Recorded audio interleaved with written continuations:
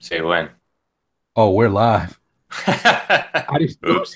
I thought you could tell. Yeah. No, the message is like real delayed on my end. What's up, Okay. and welcome back. I'm Ashe, and this is the Embodied Mind podcast. This is the 16th of September. I'm here with my partner in crime, Prince Bell. Prince, what's up this week? What's up, y'all? I'm hanging in there.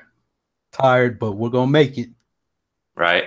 Yep, that's why I wanted to get started a little bit early on this week's show. Today has been a wacky day, like right from the get-go. Uh, like I rode into work yesterday, and I'm on the bike, and I got a flat on the way in. Like I coasted into the parking garage, and I was when you're going into Sky Harbor, there's like the Phoenix Airport. There's a real around the 143, like you get off and you come around, and it's a super long on ramp kind of thing. And I was like, man, why is it so hard to control the bike like going around this turn? And then I could kind of start to hear like the sound of my tire like on the road, and I was like, oh man, that's not good. And so anyway, and I made it into the garage fine, parked the bike, and I took a lift home last night. And so I said, I'll deal with it tomorrow. And so I got up this morning like at a normal time because I was going to go do my, Ilichuan, and right kind of where I'm at in Tempe, like is close to Tempe Town Lake.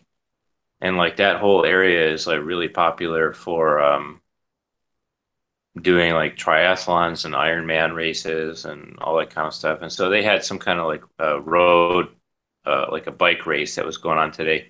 So like they had like that whole area was sectioned off. So I had to like take a big detour, like trying to get to class, and then I went around and I got stuck again and had to turn around. And so I went like three and four different like directions before I finally like I wound up like pretty much like back at home. And I was like so like I called the guys, and I was like, hey, I'm not gonna make it this morning. Like you guys just go ahead, and I'm gonna go take care of some other business. So like I drove all around this morning, never made it to class before I wound up at home. So I grabbed my pump and I got in the pickup with my youngest, and we drove over to uh, the airport. And like as soon as I got off like the that on ramp or whatever, which it kind of sucks because like you come off that on ramp and like you have nowhere to go, like you're just stuck because you're in the far right lane, and there's nowhere to go like except forward. So once you're there, like you're funneling in, and then you're stuck there for like a minute. Well, I came around the corner and like traffic is stuck like at a standstill. And so basically what happened was like there was a an abandoned vehicle on the east end of the terminal, and the canines indicated that there was a bomb. Oh crap. And so uh they had the whole terminal shut down, like everything, like there was no aircraft taking off, nothing. We sat there and for an hour before I finally managed to like muscle my way over to the left and went into like the East Economy lot and like turn around and head back out the other way so that I could get back out of the airport area and finally like get away. um, So yeah, so then it was like I drove all around this morning, never made it to class, and then I drove all around and never made it to the airport. I got home, it was like 11 o'clock, so I spent like 4 hours, basically 4 hours driving around this morning and got nothing accomplished. Man, that sucks. Yeah, so it's been a crazy day already so far. Yeah. Um, so I don't think I ever asked you, did we talk about solo? Um, the movie, I thought we Yeah. did like in like the third or fourth episode, but Yeah, can't, I couldn't we, remember we, if we'd already we mentioned. did. Yeah, we Uh, did. It just came out on not on Blu-ray, but the digital version came out this week. I got it. I haven't had a chance to watch. I actually just got off a live stream on the Star Wars channel talking about Maul and Solo. And I said over there, I was like, we're not going to talk about Star Wars, but you can come hang out on the podcast. And here we are talking about Star Wars. well, yeah, So because that's I why just people should follow me everywhere, because Star Wars right. pops up everywhere. So I keep trying to tell these people. Yeah. Well, that's where I just because I just saw the notification in Google Play that Solo was available, Yeah. and I was excited about it because I've been wanting to see it again. I think that except for Rogue One, that so far is the best Star Wars movie that they've come out with so far, and it was a kind of a bummer that it did so well at the box office because actually I think based on the numbers, they said they put like all their other projects on hold, like they're not going to do any more for a little while, just based on the performance of Solo. But like I said, I thought overall I thought it was like the it was at least as good as Rogue One, if not better, Yeah. and it's one of the top two like Star Wars stories that have come out. I thought they did a fantastic job with it, so it's a real downer. But anyway, I'm glad that it's going to be. I'm glad that it's going to be for. I'm probably just going to grab it, but I got to get a hold of the people at Google. Like I sent somebody some money, Uh, so like the one of the reasons that I went to go do like my part-time job at the airport was specifically because it was like real. The schedule is flexible. mhm. So I can I can work as much as I want and I can get rid of my shifts if I don't want to work or whatever. So that way I can travel to go teach, Yeah. Elite or do workshops and stuff like that. And but every once in a while you got to kind of sweeten the pot a little bit to get somebody to actually pick up one of your shifts, especially if it's a Sunday, because like Mhm. nobody wants to work Sundays for some reason. Yeah. Like either it's football season or whatever, blah blah blah. So anyway, I had sent somebody some money and to pick up like three of my shifts, and then she immediately like turned around and sent me some of the money back. She's like, "Oh no no no, you don't need to send me all that. Like just this much is enough. It's already fine." Mhm. So when that happened, like it flagged my transactions as being suspicious, like as if Yeah. somebody had access to my Google Play account is on lockdown. Oh. So like I can use like all the apps and stuff. Um and we got real quick, I just want to say hi to Vince Harper. Vince, we see you in the chat box right now. Just give us 1 second and we will get to your questions while we wrap up with the early show notes or the chit chat leading into the show. Just be patient, and we will get to you, I promise. But the what was I talking about? The Your Google Play account got. My Google Play account is on lockdown. Um, so because there was like an apnea app that I wanted to use like in advance of the exposure workshop that I have coming up here in Phoenix in October. So it's Mhm. like an app. It was like 2.99 or something like that. So I tried to buy it, and it was like the transaction wouldn't go through.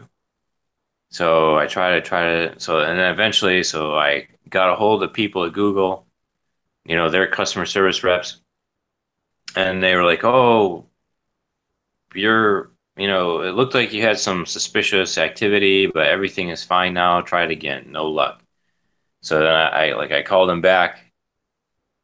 They said, "No, like your account's fine. It's not locked down. So try like taking the bank card off and put it back on." So I did that. No, still no luck. I called them back. They said, "No, your account's fine. It's not locked down." And just like clear all your caches out and everything. So I did all that, and then I removed my the bank card that I had on there and put a brand new one on there that was never, because Google was telling me it's not. It said it's not us, it's your bank. Hmm. Um, so I took that bank card off of there and I put a brand new card on there that had never. It was completely different bank, different everything, and it's like my account is still like locked down. And for like digital content, I prefer to buy it on Google Play because I can use it on more devices than like if I buy it on Amazon, like on Mhm. Amazon Prime or whatever. It's a pain in the ass to try and watch it on every device in the house, like from wherever I'm at, or if I want to live stream it to the TV, like through my device or whatever. Like the Amazon app sucks. It doesn't work. I can't use it on my Chromecast, but Are you I can. are you signed up with Movies Everywhere or Movies Anywhere? No, what's that? It's it used to be something only Disney had, where anywhere you bought a Disney movie, like if you bought like all my Star Wars movies I bought on iTunes, um when I signed up with Movies Anywhere, then I could watch them on YouTube on a Google thing too.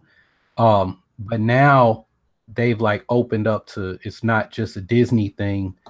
So basically, all my movies that I got on Amazon, I got on iTunes, as long as the studio is with them, you can like I can. So all my movies I bought on Google Play, I can watch on iTunes. I should be able to watch on Amazon. I don't really. Most of the stuff I watch on Amazon is like strictly on Amazon, and it, like I said, Right, it's a pain because I have to like watch it. I have to like Chromecast it to from my desktop to my TV. It won't work with like my Fire because I or my Kindle Fire because I don't have a Fire Stick, I guess.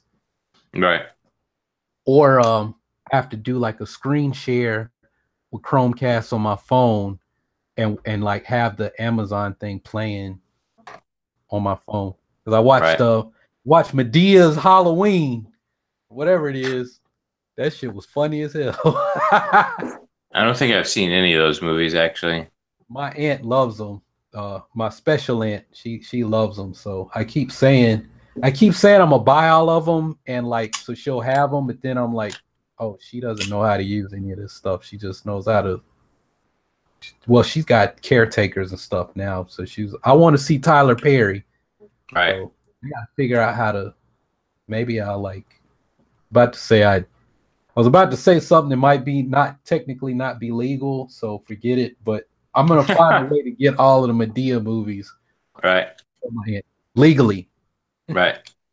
It's Yep. at some point in time I will be paying for them now. However, she gets them might be for educational purposes only, but Right. I will be paying for them. FBI, whoever, Tyler Perry ain't listening to us. Anyway, Yeah. We hope. Yeah. So let's get to Tyler. Let's Tyler. Tyler.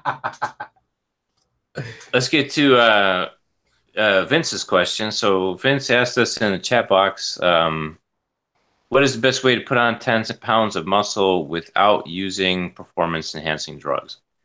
All right. So yeah, we are here to answer questions. So if you have a question, go ahead and you're watching us on the live stream, drop it in the chat box, and we will do our best to answer it. Unless we don't know, in which case we'll say, I don't know. But yeah, so what's the best way to put on 10 pounds of muscle? So the first thing is we always want to ask, who are we talking about and what are we trying to affect? So we already know what we're trying to affect in this case, but we don't know enough about Vince to really start tackling this question. There's a couple of things that we need to understand. First of all, is A, what's your diet like now? And B, what's your training history? Uh, so if you want to give us a little bit of info in the chat box, we can give you some more specific recommendations to you. But Prince, do you want to start running with some general recommendations? Yeah, I mean, I don't know what your training history is, but the off the top, I would say do German volume training. It's 10 sets of 10. So 10 sets of 10 on a bench press, then the rest of your workout for that day after you get through 10 sets of 10 on the bench press at 70% of your 60 to 70% of your 1 rep max. I would stick closer to the 60%. Then you want to do assistance exercises. For me, if I were doing that, I do Mike Mahler's 5 pillars of training. So you would do a upper body. If you're doing a bench press, then an upper body pull, a lower body push, a lower body pull, and then something for your abs. You don't want to go all out with those because on day 2, so 3 days a week, so 4 days, 3 days, because no, you're not going to do a lower body pull because that would be deadlifts. So day 2, you're going to do 10 sets of 10 on squats. Day 3, you're probably going to do 10 sets of 10 of some kind of row or something like that, like dumbbell rows or something. I don't know. And you're still going to stick with those five pillars, right? But you're not going to be doing that same amount of volume. That's if you're serious about putting on 10 pounds of muscle. German volume training is going to do it. You got to eat a lot. I would prefer you to eat clean, but you're gonna, because I mean, with all of that, the volume of training, you're gonna need a lot of calories to recover, and you're gonna need a lot of rest. So this isn't really something that you want to do if you have like a job where you're like on your feet all the time or you're sweating a lot or something. It's like you got it. Basically, all you're doing is lifting, eating, and recovering. If you're serious about putting on those 10 pounds of muscle, in the shortest amount of time possible. There's a book on that, Stick Man from Dead Prez. He did a program like I'm talking about with my friend Scott Shetler down in Atlanta. And they wrote a book on it. Stick put on 20 pounds of muscle, and then he cut down, because I mean, if you put on that much muscle in a short period of time, you're gonna get fat too. So then he leaned out, and he still like, man, I think when they finished, he still kept like 15 pounds of muscle, and he did that to get ready for a music video he had planned, and he wanted to, kind of be jacked for that. But the book that they did is called, and he did it on a vegan diet with no supplements at all. It's called Eat Plants, Lift Iron. You can find it on Amazon. I mean, it helps Stick as a rapper. His wife is a vegan nutritionist, so she was in charge of his nutrition. I'm not saying you have to be vegan to do it, but I'm saying that it can be done on a vegan diet, protein deficient vegan diet with no protein shakes, no nothing. So if you're eating meat, to me, it would be even easier, because you've got, obviously, if you've got more options, being able to eat milk, dairy, meat, animal products. I did German volume training for a while, but I mean, like I'm used to being in a gym and bench pressing and squatting. So I didn't need someone to coach me through that stuff, but I did feel like I needed help with the nutrition side, because I went vegan cold turkey when I did that program, and I was eating a lot of peanut butter sandwiches, like a lot. I never went hungry, but I was trying to figure out how to be vegan, and there's the whole, you're not used to eating that much fiber, and I'm doing squats and feeling like I'm about to blow my colon out of my ass in the middle of workouts, and from all the fiber. And so, Right. so it's possible. I mean, you're gonna get fat, but I mean that's so I would try that. I would also, I'm not afraid to recommend other people. Chris Jones, Physiques of Greatness, or whatever his YouTube channel is called now, something getholeready.com is his website. That it for real, that's what getholeready.com. Get hoe ready. Get ready for the hoes. Right. He just did a body his first physique competition last weekend. He's got all kinds of, years of videos on bulking, putting on muscle, gym workouts, everything. I highly recommend him if you're specifically, I just want to get put on muscle, look like a bodybuilder. Elliot Holst has some great stuff with his 5x5 programs. He was just selling one. I need to be an affiliate, man. I need to pick you up, man, because Right. I will promote y'all stuff like everything. I can help you put on 10 pounds of muscle, but it'll be 10 pounds of lean muscle, so you might end up being lighter than if you have a lot of body fat, you might end up being lighter, but you'll have them 10 pounds of muscle. You'd be smaller, but Well, but I mean, that's the thing is that your scale weight will be lighter, but you'll look bigger. yeah. And again, that's another reason why it's like, anytime you're doing kind of body recompositioning, why you want to look into or use more metrics than just the scale weight. Yeah.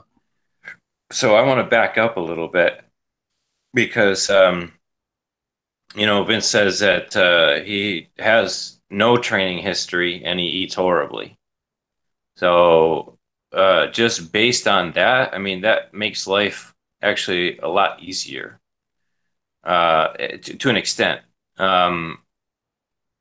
Because all you have to do is get active, right? Then at that point, it almost doesn't matter like what you're doing.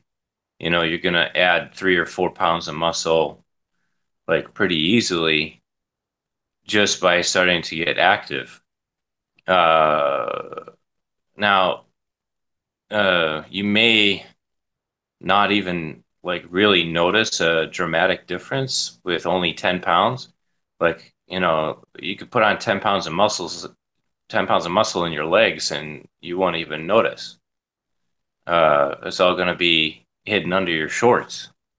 So, it's like if we're talking about adding 10 pounds of muscle to your upper body, that's going to be a bit more of a challenge. But, the two, the two recommendations that I would make is just like whatever you start doing. I mean, you can add 10 pounds of muscle because the thing of it is like before you get into like German volume training or any more complex training, like I would almost just recommend starting out with body weight. Just good old fashioned push-ups, pull-ups, even like body weight squats, just some of the more simple stuff.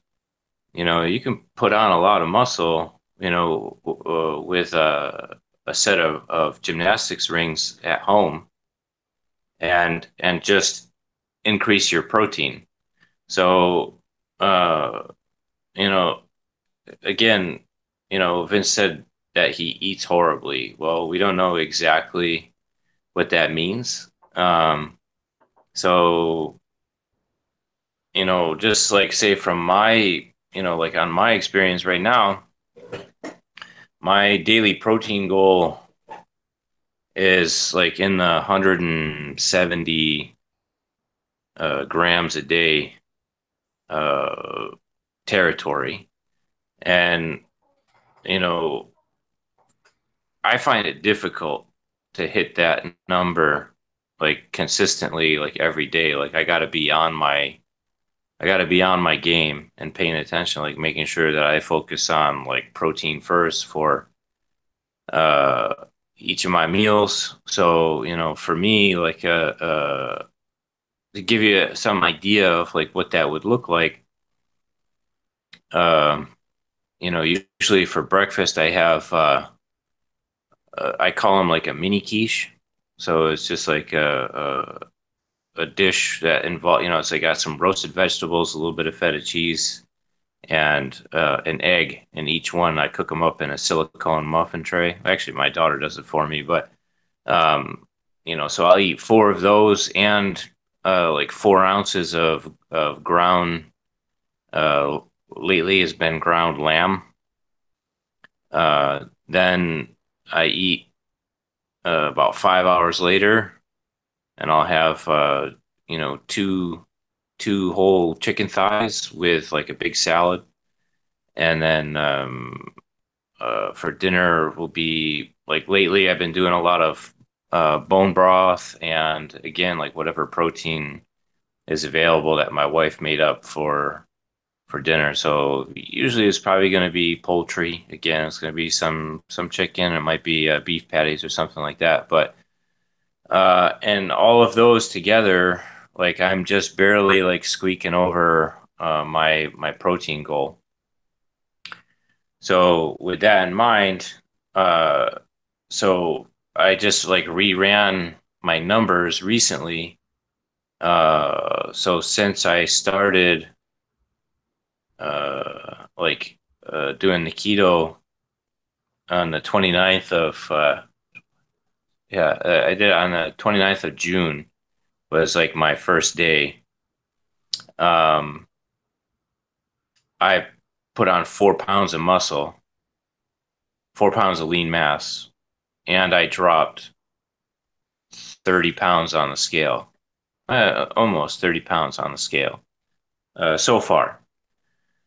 Um, so yeah, so I mean, for me, I mean, like I said, or like you said, it's like if somebody wants to do a vegan, they can. Obviously, it can be done. Like you said, I think it's a lot harder because you have fewer options and you have to eat a lot more bulk, like a lot more volume. Or alternately, I mean, I know you said that these other guys are doing it like without supplements. Uh, if I was going to go the vegan route, like I would be making sure that I had a high quality like pea and rice protein supplement handy, at least just as a stopgap for like days when things are crazy, to make because the thing of it is like it's about consistency. So that includes the consistency in your diet and consistency in your training. So it doesn't necessarily mean that you have to live in the gym. Like right now, I'm only able to manage 2 training days a week. But like I said, hitting the 2 training days a week consistently. So every Tuesday and Thursday, like no matter what, I'm getting my training in. It's not always the like at the level that I want to be doing it at, but at least I get it in, like so I'm consistent with that. And then the rest of it is 7 days a week. I'm consistent with what I'm putting in my mouth, making sure, like I said, for me, focusing on protein first. So, and then, if you want to put on a solid 10 pounds and you have no training history, I mean, that first 10 pounds is almost a freebie as long as you start doing anything regularly and recovering with the right nutrition. So, I mean, that kind of goes back to, there was another point that I wanted to make about, uh, because what you had mentioned, you had started to mention about like, is if you want to put on that 10 pounds as fast as possible, then basically you have to do like what they call like a dirty bulk. Um, and me personally, like my my goals and my values and priorities go beyond just like for me it's not about just being as big as possible, right? It's more about it's equal parts like performance, so and like strength, endurance. It's equal parts health and longevity. And uh the further you go in any one of those directions, you start sacrificing on the other two. So, for instance, like if longevity is your main concern, and you start pursuing, deeply down that track, you're probably going to have to start doing a bunch of calorie restriction because the research still seems to show that calorie restriction is going to be play a role in longevity. But that means you're gonna like you're doing constant like calorie restriction, you're gonna suffer on your performance, no question, right? And you're gonna suffer, uh, like you're not gonna bulk and calorie restrict.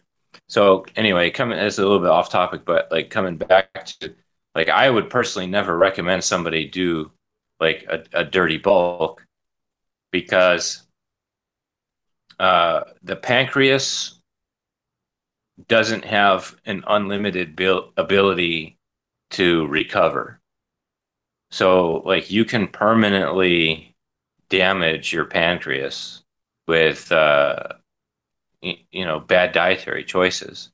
And then so for instance, like if you eat yourself into, what they call is like metabolic derangement, right? Like you get into metabolic syndrome where you've got like full blown diabetes, and the pancreas is no longer gonna uh, produce insulin. I mean, it depends. It's like but it is possible to basically screw your pancreas permanently, and then like you would have to transition to a low carb diet if you wanted to be healthy, like permanently for the rest of your life. Period. End of story.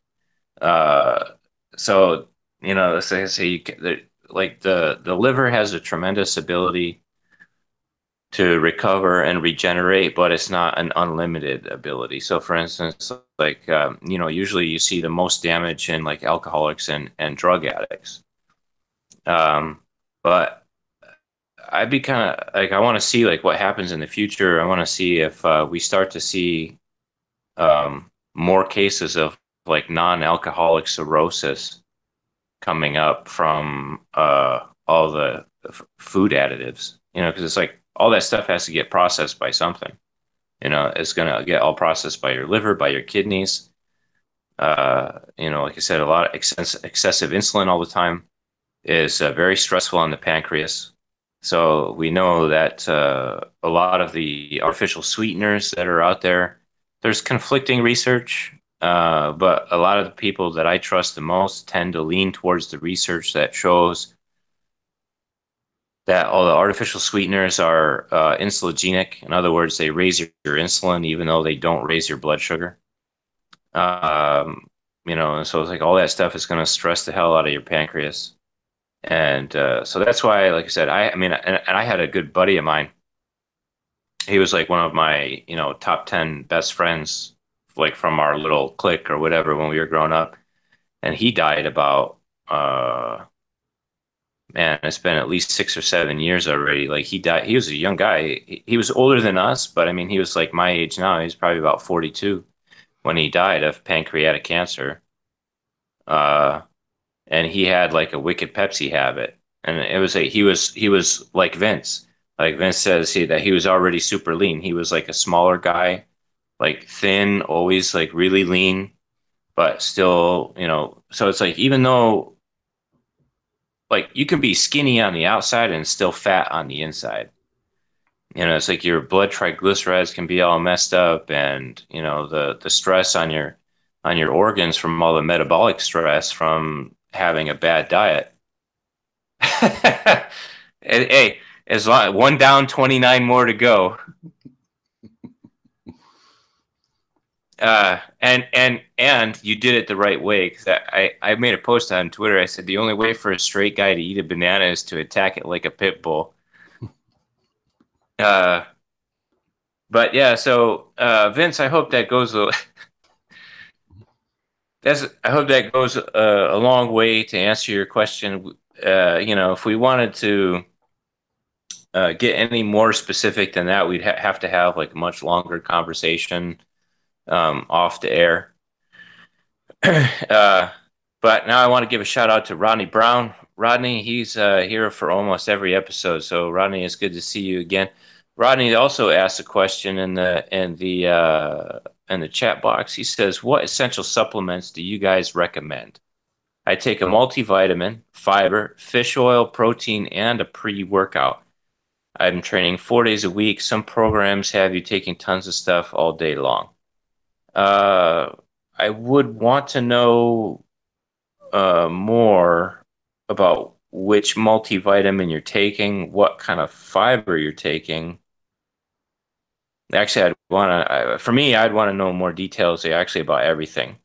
Like what multivitamin, what kind of fiber, what kind of fish oil, what kind of protein, and what's in your pre-workout, because those can go like a lot of different ways. Uh, Prince, what about you? I don't honestly. I don't take anything. I know I tell I say, oh yeah. I mean, I have taken these. Right. Currently, I'm not taking. Well, I'm out of Restorazyme, and Restorazyme is a naturally occurring. So these Uh, are what for the people that are listening on iTunes and Stitcher. I got a Mike Mahler's Aggressive Strength Restorazyme, which is a recovery product. Systemic enzymes are naturally occurring enzymes, but as we age, we make less of them, and they basically eat inflammation. So the Restorazyme is to help with inflammation and gut issues, and then Mike Mahler's testosterone booster is it's not a steroid. What it does is it basically signals your body to send more cholesterol to your testes so that you can potentially produce more testosterone. And I mean, for guys, it's going to make you feel better. It's going to make your workouts better. It's going to make some things in the bedroom better potentially, or worse if you wear Right. Right. your mate out. Yeah, it Because depends on how cooperative your partner is. yeah. Um, so but I don't take those every day. I've never been consistent with the aggressive strength testosterone booster. So I've never done a full 8-week cycle because I'll like take it for a week and then forget for like 2 weeks. Oh yeah, I'm supposed to be still on the cycle. But multivitamin, I have one. I'm not consistent with it. I feel like get as much as you can from your food. I know people, oh, well, you're vegan, you're supposed to take vitamin B3 or something. I tell people, go to your doctor, get your blood work done. I know a lot of people go at fully raw Christina, who's like a raw vegan on popular raw vegan on YouTube. Her doctor, the guy that wrote Proteinaholic, Dr. Garth Edwards, I think, something like that. I've been meaning to buy his book. I mean, he's not supposed to talk about her blood work in it, but he said, look, she's not really deficient on anything. And I remember Unnatural Vegan was doing this whole thing going through Christina's diet, and she's not getting enough protein. And then her doctor comes on and says, look, she doesn't take any supplements. She just eats. Look, she does marathons. She's beautiful. People on YouTube freaked out. They were like, oh, she's gaining weight. I'm like, well, she's a woman. She's getting her woman body and she's growing boobs. And y'all are freaking out because she's not ultra super skinny, because I didn't like her when she was. I like fully thick Christina. I like watching fully thick Christina. Right. Christina, if you're not like you listening to this, but hey man, that weight gain, hey, I didn't like you when you were skinny, raw, and going up against Freely, but that thick booty now, hey. Not that I'm checking you out because I like somebody, but my point is that I think all the stuff on fish oil supplements, I don't, I'm gonna side. Listen to Mike Mahler on the Rich Roll podcast. It went live this week. Just go. It's like 2.5 hours. Listen to everything Mike had to say on fish oil supplements because I was about to just bastardize what he said. He says it a whole lot better. Udo Erasmus, check out his material. I think that the whole fish oil thing is, I don't know, fish oil. Uh, I think what Mike said is fish oil lowers inflammation by, like lowering your immune system. Like it disrupts your immune system. So it's like, that doesn't sound unless. But he basically said unless you have autoimmune disease, like you might want to find other ways to do what fish oil allegedly supposed to do. But I just feel like try to get as much as you can from food.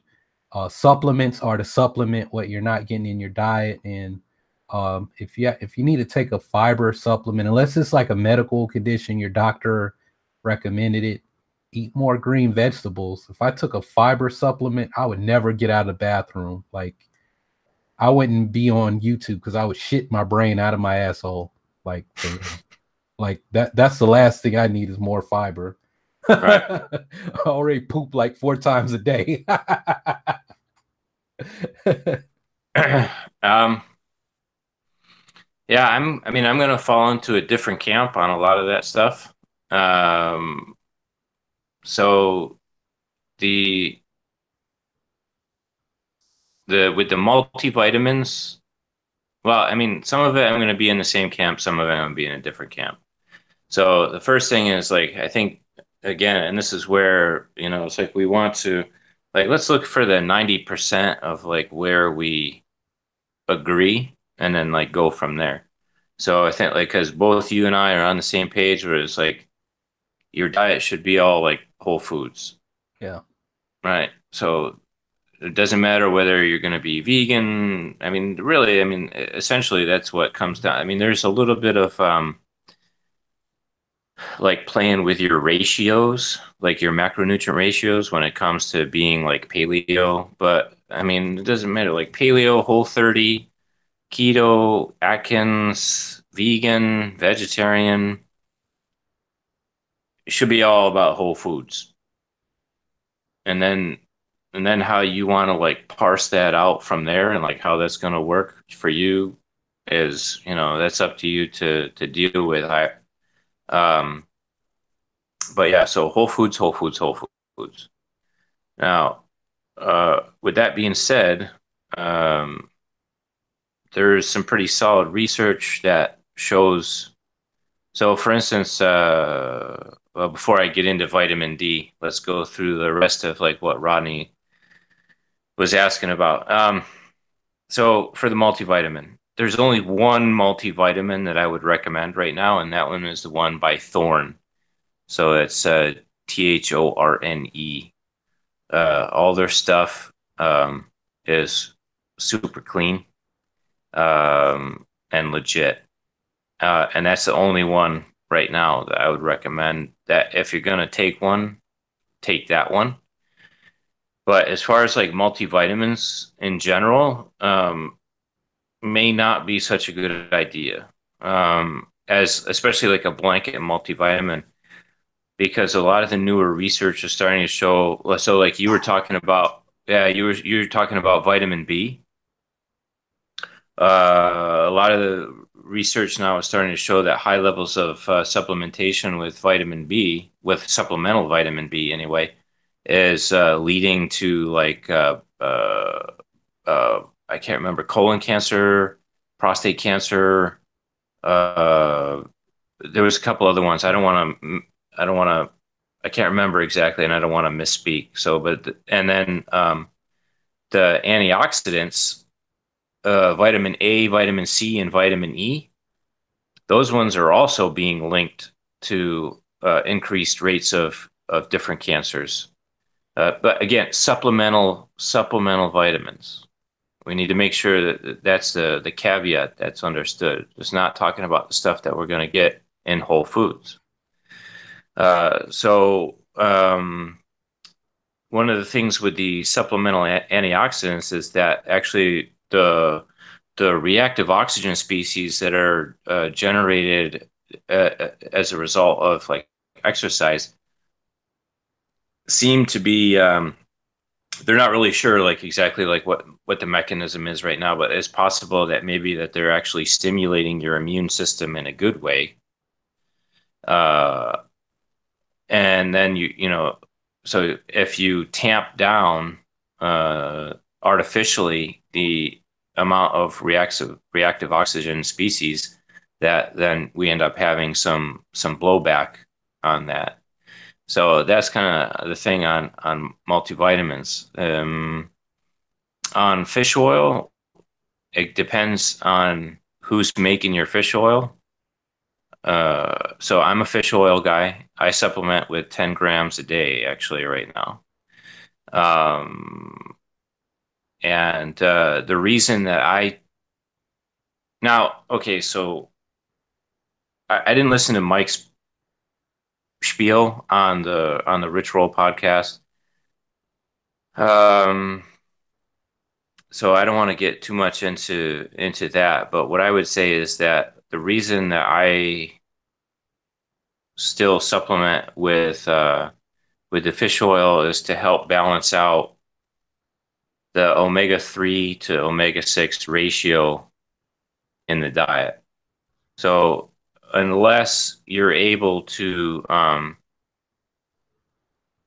live exclusively on like free range, cage free, pasture raised, grass fed, like if that's 100% of your intake, like your omega-3 to omega-6 ratio is going to be off a little bit. And so a little bit of supplementation will help balance out those ratios.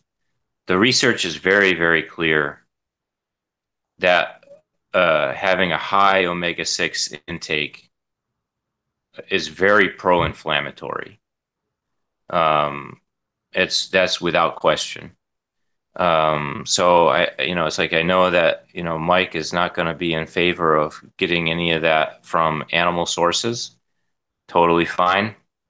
Well, they From addressed it. It was like, well, another way to lower the ratio is to just like eat less omega-6 fatty acids But the by problem is they're eliminating every meat. no, no, because the main source of omega-6 fatty acids ends up coming from the seed oils. And like all those industrial seed oils are everywhere, unless you're growing like everything like from scratch. If you have 100% control of like what's coming in, then you can. I mean, it is true that like I said is that in conventional raised meats, the omega-3 to omega-6 ratio is going to be out of whack. Um, but it's also in a lot of other sources, like I said, from all the industrial seed oils and even nuts and stuff like that will have high ratios of omega-6 acids, which is why, even if you're doing like the whole paleo, like that's why like a lot of people love paleo, or like, oh, I'm gonna live on a bucket full of nuts every day. Now I can eat as many as I want. I don't have to feel guilty anymore. But it ends up not being true, because of in part because of the omega-6 to omega-3 fatty acid ratios. Um, then what else were we talking about? Fish oil, protein. Protein, again, I'd be very careful about your source. Make sure that it's third party tested. Andy Galpin, he released the results of a study. It wasn't his study, but he had tweeted about it. This was a while back, even. Um, and I think we've talked about this a little bit before, but it's like I think 90% of the supplements that you're going to buy over the counter, like in your regular supplement store, are contaminated with other substances. So it could be different things. It's like if you buy creatine, it could be tainted with some kind of anabolic. Because a lot of times, especially if the cheaper manufactured supplements are all just made up in the same bins. Like they'll do like a whole uh, uh, bulk uh, order of anabolic supplements in the same bin, clear it out, but not thoroughly, and then process their creatine in the bin, or at least as far as packaging or whatever. And so that's why, like a lot of times, like a lot of these athletes end up getting busted on failing their drug test. And I'm like, well, I wasn't taking anything except this creatine supplement or that multivitamin or something like that. And it turns out that the that supplement had traces of another substance in there.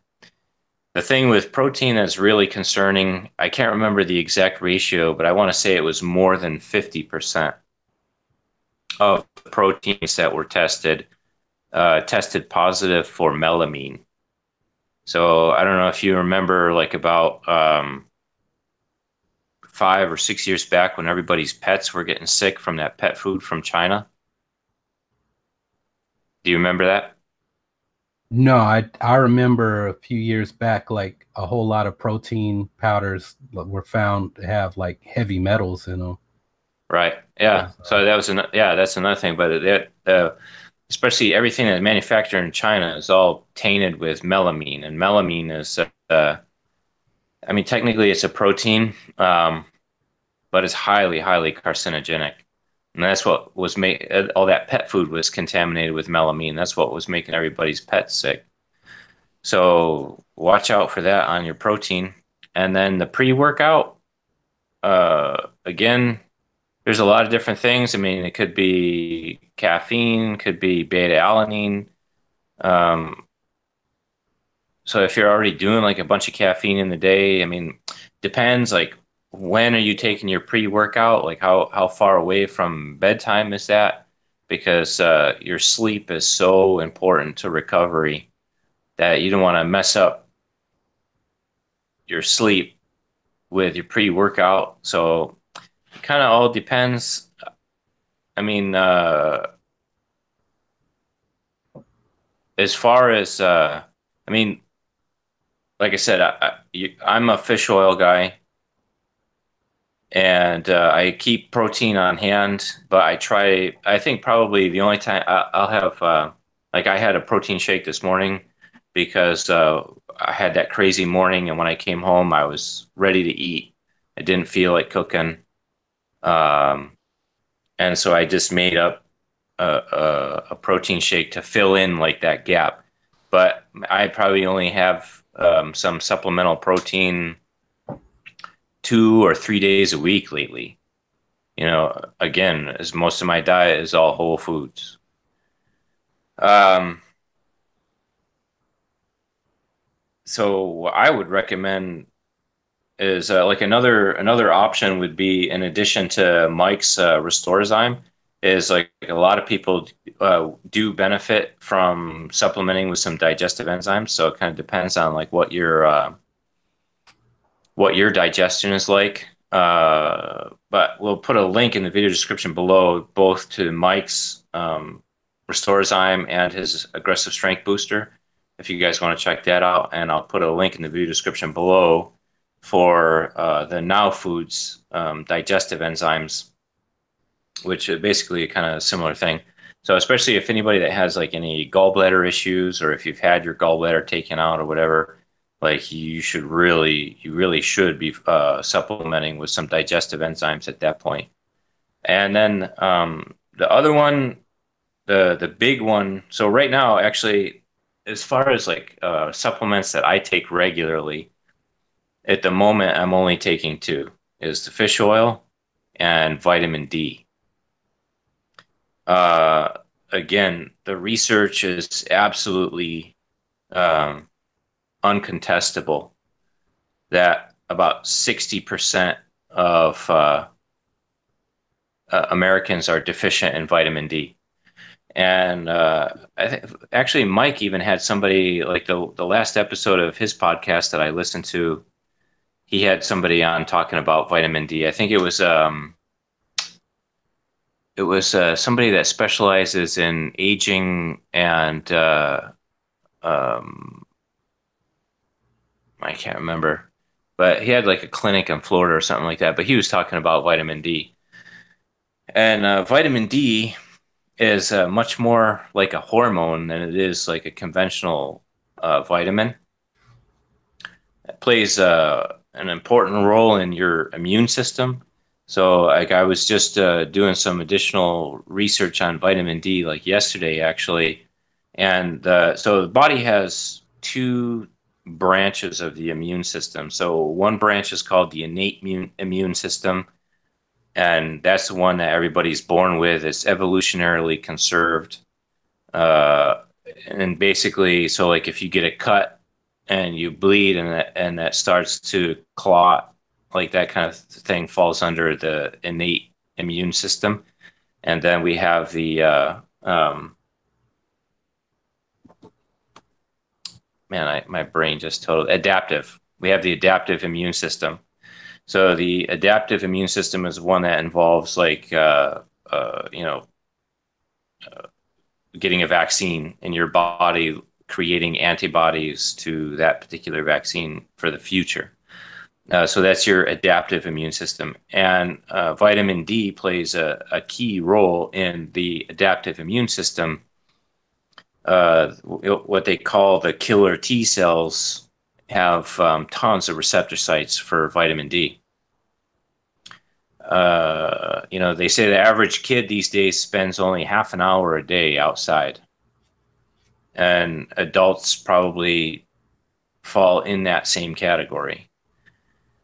Now, even if you live in a sunny environment, so like I live in the Valley of the Sun, right? Um, and I get a lot of, so you can tell by the color of with the reverse raccoon and the color of my nose, it's like I'm outside all the time. But like your face actually doesn't have that many receptor sites for creating vitamin D. They're mostly like in your chest and your back.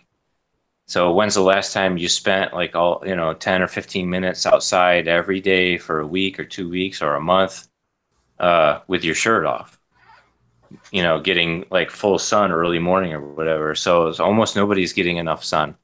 Like even in my case, like here, excuse me, in Arizona, it's so the sun, like UV radiation is split as UVA and UVB, right? So UVA is the bad stuff that usually causes cancer. UVB is what stimulates the production of vitamin D in the skin. Well, the problem is that after cloud cover, ozone is the number one atmospheric factor in how much UVB makes it through to the ground.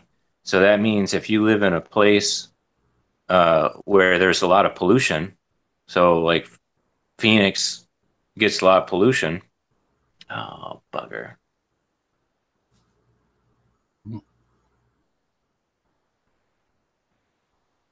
Uh-oh. Well, it looks like Ashe dropped. I'm gonna wait for him to come back. I don't really know what to say right now. But I guess on the really on the topic of supplements, I go with if your doctor like get your blood work done, right? Because I have taken a vitamin D supplement. My doctor prescribed it. Whatever blood work dictates, if you're deficient in something, that's what you should take. Durian Rider, not somebody I like going around quoting, but I remember he said, like, if you have to take a supplement that makes you want to go work out, like, don't work out. Pre-workouts, best pre-workout, black coffee. I take creatine and beta alanine sometimes before a workout.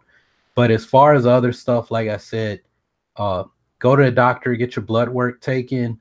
Whatever you're deficient on blood work, that's what, because I don't, that's why when I ask the question, I don't recommend supplements to people anymore. My clients that I had, it was all women, hairdressers and whatnot.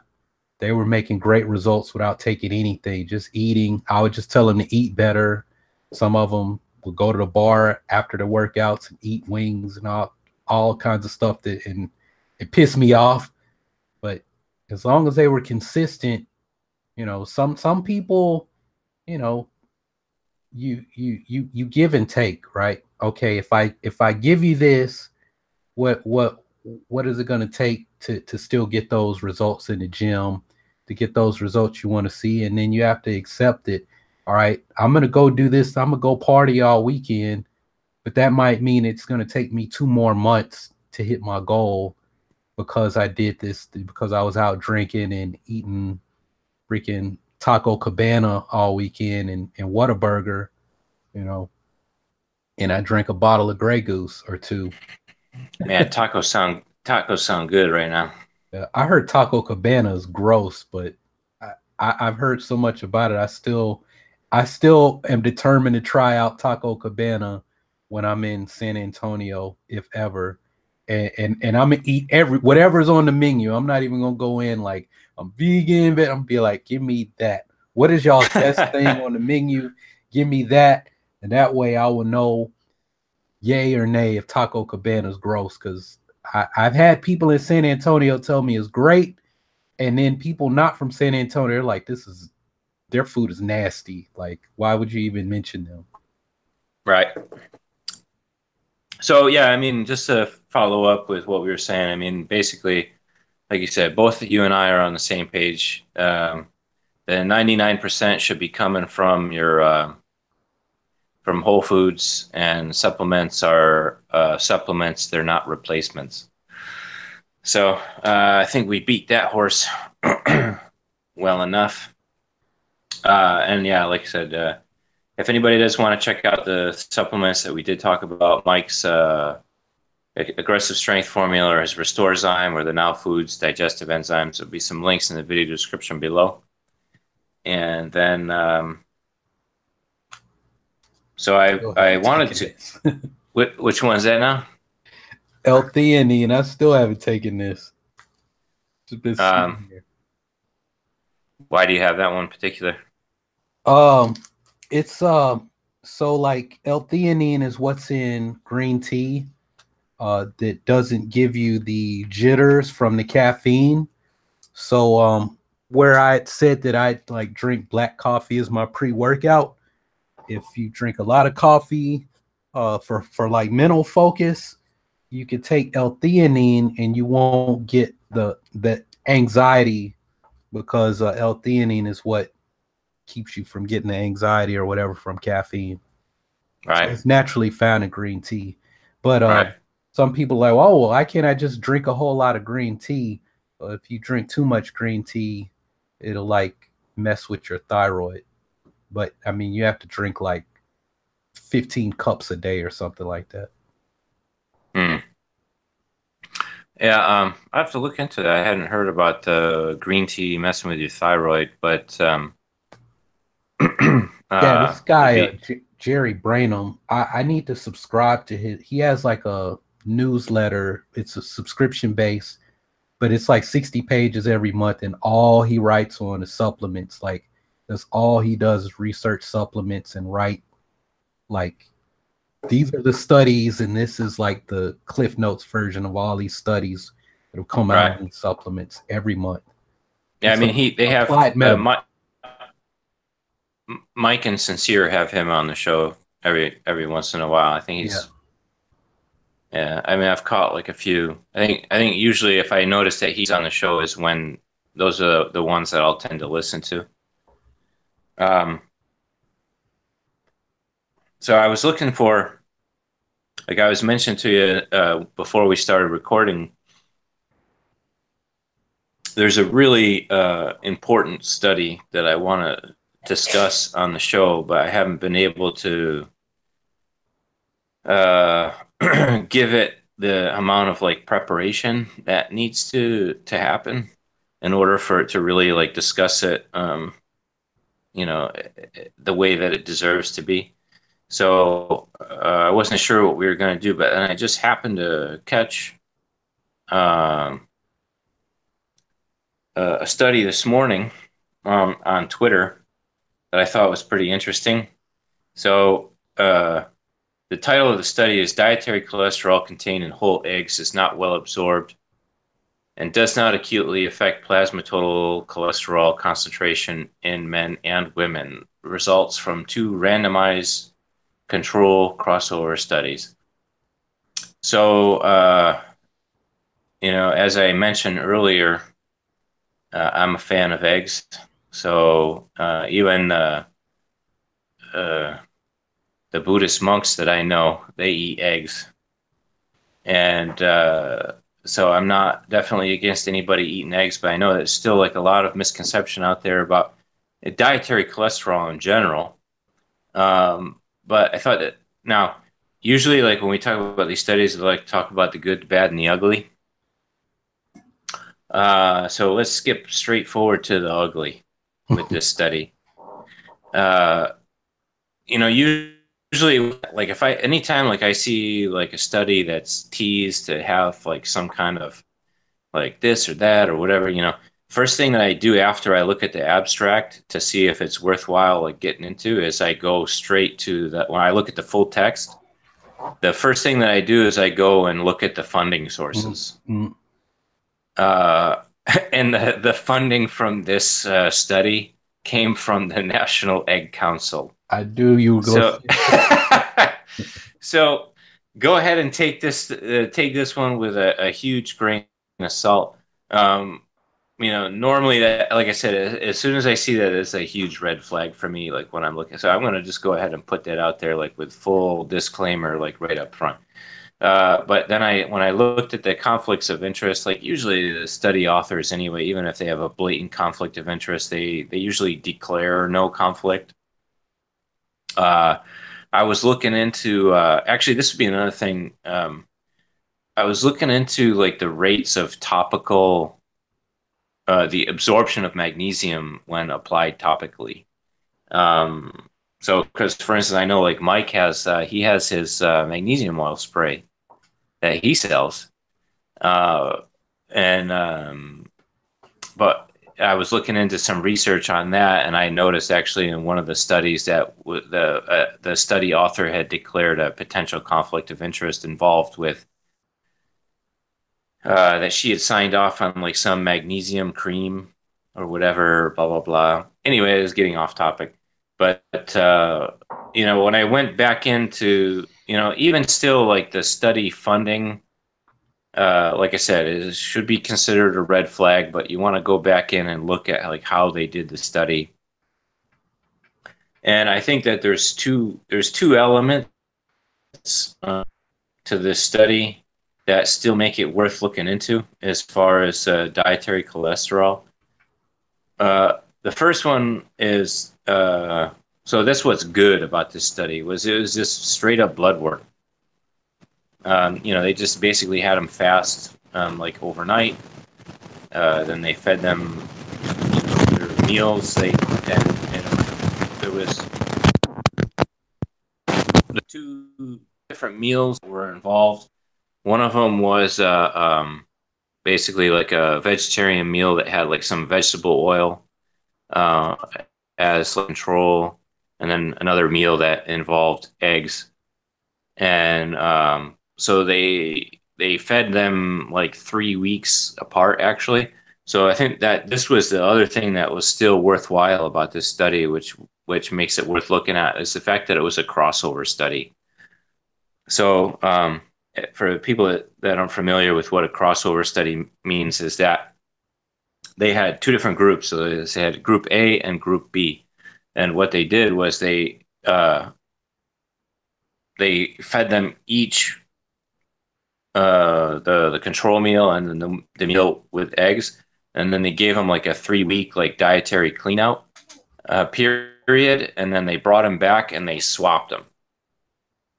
So they ran the same tests with both groups, like before and after on both meals, and they sent the blood work out like to an independent lab to be analyzed.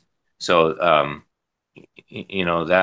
that's worth noting, that the results are going to be a lot more um, legitimate, I guess. And basically what they found was that the dietary cholesterol, like I said, is right in the title, dietary cholesterol contained in whole eggs is not well absorbed. So, I mean, people have been saying this for a long time. I mean, even the guy who vilified dietary fat to begin with was Ansel Keyes in the 50s. And I saw even a quote from him from like 1952 that he was saying it's like dietary fat does not contribute to your serum cholesterol level, or it was very minimal. It's like 20%. Uh, most of your cholesterol is manufactured in the liver. What uh, this and the results of this study uh, did show that, which is like duh, common sense, like it raised the blood triglyceride level. But I mean, that's stupid. It makes sense. It's like you break down fats into triglycerides, and then they go into your circulation either to be used or to be stored. The only time that really like elevated triglycerides are a problem is when it's also present with high blood sugar, because then you've got both fuel substrates floating around in the blood at the same time. So that's an indicator of you eat too much. You got too much cholesterol going. Right. So, yeah, and then okay, but also what we want to keep in mind about this study as far as it being bad, because we talked about the ugly, we talked about the good, a little bit about the bad, is that where is it? I got to go back and look. I think the sample size was small. It was like two groups of 10. Oh no, it was 16 men and 17 women, and they were divided in two groups. So it's a pretty small sample size. Uh, so that's always something you want to keep in mind. It's like, and then how many times does anybody like reproduce these study results? And I would have been a lot more impressed with a study if it had like 15,000 men and women. Uh, that would be a lot more significant than just 10.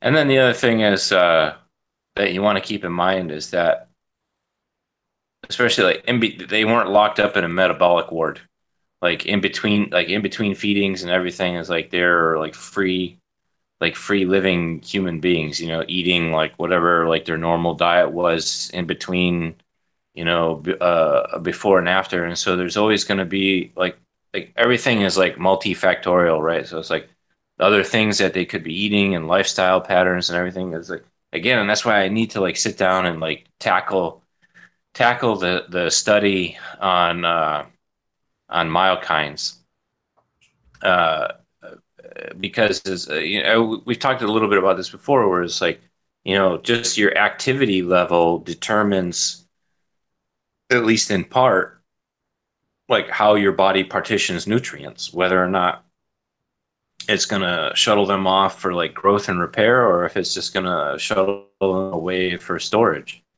independent of your diet. It's going to take the same, like you put somebody on the perfect diet, whatever that is, but somebody's lazy and doesn't do anything. And the other one is like training hard and they're active and they're doing like, they're going to end up with totally different body compositions on the other side of that. In large part because your activity level helps to signal the body what to do with those nutrients. Um, so, I mean, that could be playing a factor here. And it's like with it being such a small sample size, it's like, I guess what I should say is that it's really hard to make too much out of this study. But I think it's interesting. It's the one that caught my eye this morning just looking at it. So where are you at with your training? How before we wrap up the show, let's touch base on that a little bit. Yeah, I started another cycle of Jim Wendler's 531.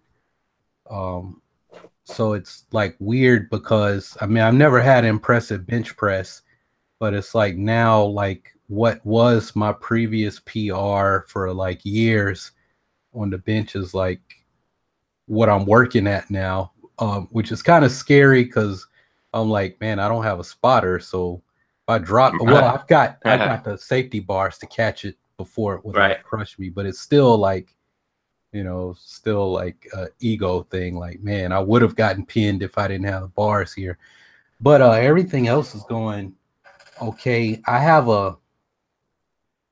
want to write a fat loss program using kettlebell sports style training, but well, my work schedule is like I don't know if I'll be able to recover with my crazy schedule, but at the same time my crazy schedule makes it where I can do it because I'm off like 3 days during, so it's like, well, those 3 days that I'm off and then the day that I go in later in the afternoon are the days that I could like do the workouts. But it's just like, man, the days that I'm at work, I'm gonna be miserable.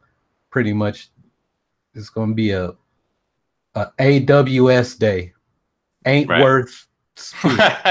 So I'm like, I need to hurry up and get this training thing going, so I can tell them, hey y'all, thanks for keeping my lights on and food in my fridge while I built my business. I know y'all aren't wanting to hear that, but I got a 5,000, man. I because it's like at this point, all I think about is before I was like, I'm not teaching a seniors Tai Chi class, and I'm not doing any kind of Tai Chi where it's not martial arts. Or now I'm like, shit, man, I'll teach seniors Tai Chi. I'll teach cardio kickboxing. As long as I'm training and teaching people, now I've accepted this is what I was put here to do, man. Right. It doesn't have to be martial, and as long as I'm having fun, they're having fun, and I'm getting paid. Actually, if I'm getting paid, I'd consider doing some free work some places. Actually, I'm thinking about if I get everything going, the lady who does she does like free Tai Chi lessons downtown by the library, where all the Capitol buildings are, 1 day a week. But I know she goes to China to train with Yang Jun, or she'll go to Seattle, and I know who she is. I want to go, and I actually, like at my job, I'm supposed to be the wellness person. If I leave, I know who the person is over the program now. I want to go to her and say, hey, when Cindy's out of town, can I come and teach something different, and just to give people a different kind of flavor, and then use that as a funnel. Okay, well, oh, you working on it? Oh, I can help you with your diet. Oh, why don't you check out the podcast? Huh? So I'm already, so yeah, I'm not above working for free once I have, if it gets people into my funnel. Go to bell training, baby. Urban acolytes. Let's get it.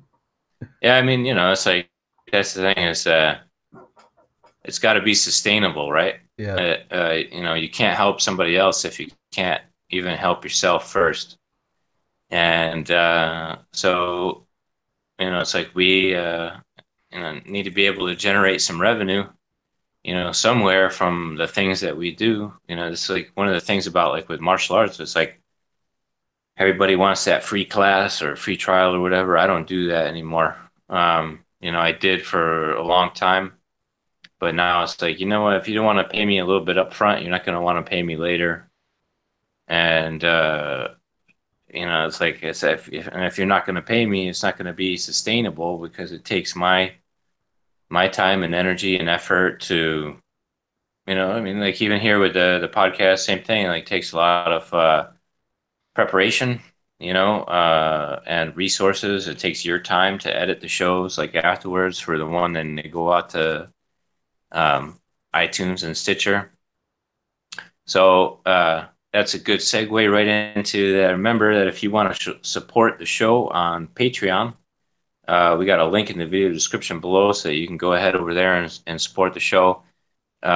moving into the future, we're going to be making it so that the live streams are, if you want to go back and watch the live stream after it's live, the only place you'll be able to do that is Patreon, and then otherwise the show is going to be basically audio only, and the edited versions coming to iTunes and Stitcher.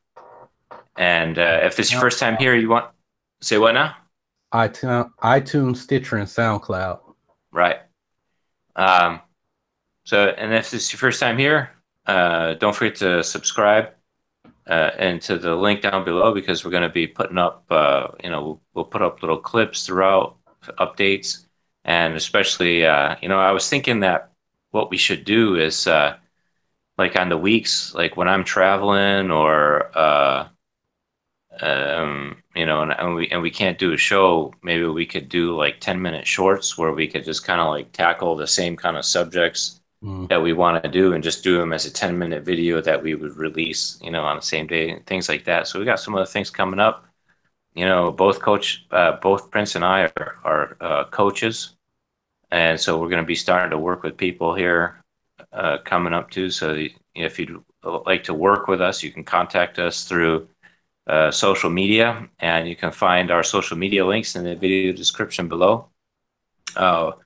Before we wrap up, Rodney's asking, how do we find us on iTunes? I haven't been able to find us there. All right, so once I get the first 5 episodes completely edited, then they'll go over to iTunes. So if nothing comes up tomorrow, I will start that process, as far as because iTunes has to approve them. So if as long as nothing crazy happens tomorrow, I'll have the first 5 episodes posted to SoundCloud, and then they'll go from SoundCloud to iTunes to get approved. I'll be honest, I'm not sure how to get them on Stitcher yet, but I figure if I know how to get them on iTunes, it can't be that much harder to get them on Stitcher. Right. Yeah, I mean, you would think. And I don't really like Stitcher that much, but it's like it's the best. I like it. I still like it better than SoundCloud, because I'm an Android guy. Yeah. So I keep trying both of those, and I don't know. I don't like it. I think probably iTunes is probably more, I don't know, intuitive, I guess. At least the way that it interfaces with. I have a freaking Apple phone, and I only use, this is the phone I record all my videos for Instagram. That's the only thing this phone is for. I don't use it. It has no what is the chip? Like, I don't talk on it. I only use it's just a freaking digital camera. Right. Fancy camera. Right, with the ability to upload it over Wi-Fi. Yeah, that's all. It's connected to the Wi-Fi. That's it.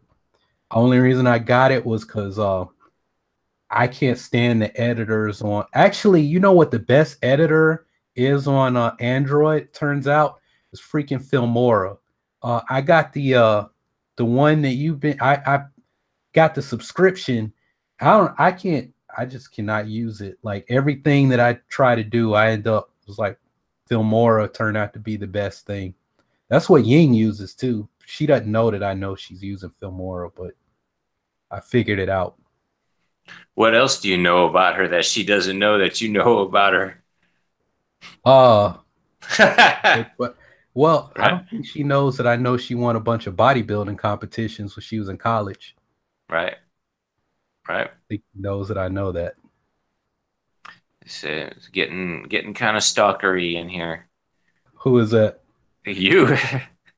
No, because I was trying to find. Got your creeper hat on. I was trying to send her a book, and when I went to pull up her massage therapy business, all these pictures came up, and I was like, "Huh, that's her," and she's like got muscles. It was like, so like it made me think back, because we had a conversation. I was like, oh, you and your sister are both really athletic. Y'all must have good genes. And she got mad at me. And she was like, no, that's lots and lots of hard work. And I was like, where is this coming from? And then it was like, oh, you were a bodybuilder. That's what, okay. So, you know, then it made sense that like, that's the lots and lots of hard. She was like, no, we have terrible genes. We're Asian. And I was like, okay, this is starting to sound kind of messed up. We're recording and she might listen to, man, let's get off of here. I done said some shit that's going to get me in trouble. That's why I didn't tell her to listen. I was like, yeah, I'm going to tell her to listen to podcasts. And I was like, wait a minute. I said something about her on like 2 of them. This is another episode. So Ying, if you heard this, hopefully by the time you hear this, we're like cool, where you won't care that I just said all of this shit about you. Oh, and right. I'm supposed to stop cussing too. Right. He doesn't cuss. Uh-oh. Or drink. Of course, I don't drink, so. That's fine, because then it'll make it easier for us to get sponsors in the future anyway. Yeah, she's like a perfect little Buddhist girl. Happens to be named Guan Yin. Right. All right, well, that sounds good. Like a good place to wrap up for this week. Yeah. Prince, it was good to catch up with you again this week and do what we do. Yeah, I hope your day gets better and you get your bike fixed. Yeah, so I'm gonna have to bring the pump with me and pump it up in the garage before I leave, but it'll all get worked out. Yeah. So, all right, everybody, thanks for watching. As always, we'll catch you next week, about the same time on Sunday. Same bat time, same bat channel. Da-da-da, da-da-da-da-da-da-da-da-da-da.